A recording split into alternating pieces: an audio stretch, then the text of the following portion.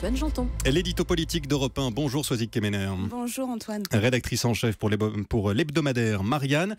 La violence à l'encontre des politiques devient désespérément ordinaire, Soisic. Oui, vous le savez Antoine, une députée, Lauriane Rossi, 33 ans, élue La République En Marche des Hauts-de-Seine, a été agressée hier matin sur le marché de Bagneux par un homme âgé d'une cinquantaine d'années. Un violent coup de poing sur la tempe droite. Alors selon le témoignage de la victime, cet homme voulait marquer son opposition au gouvernement. Cette agression intervient après une campagne présidentielle très tendue. Souvenez-vous de la gifle infligée à Manuel Valls lors de la primaire de la Belle Alliance Populaire, ou encore de la chute sur le sol de Nathalie Kosciusko-Morizet pendant les législatives. La conseillère de Paris avait également été prise à partie par un détracteur. Le message est net. Le corps des politiques, et même des politiques très peu connus comme Lauriane Rossi, est en train de devenir une cible, sinon un exutoire. Et cette agression, Soisic, a fait réagir de très nombreux responsables politiques. Oui, alors Emmanuel Macron y a vu une attaque contre des convictions.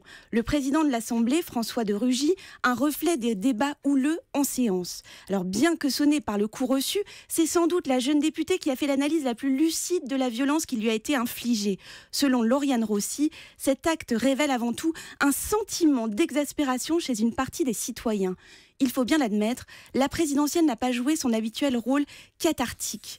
Les électeurs de droite continuent, même si c'est faux, à penser que les affaires leur ont volé l'élection. Ceux de Jean-Luc Mélenchon, qu'ils ont presque gagné. Ceux de Marine Le Pen, que le système s'est organisé pour qu'ils perdent.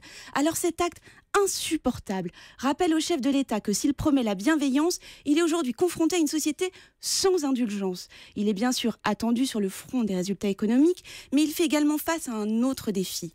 Il va falloir qu'il invente durant ce quinquennat une manière subtile de laisser respirer les multiples oppositions qui exacerbent sa majorité écrasante, pour désarmer les mécontents qui, comme l'agresseur d'hier, se croiraient fondés à utiliser le plus archaïque mode d'expression politique, la violence. Édito politique sur Europe 1, signé Soisic Kemener. Merci Soisic.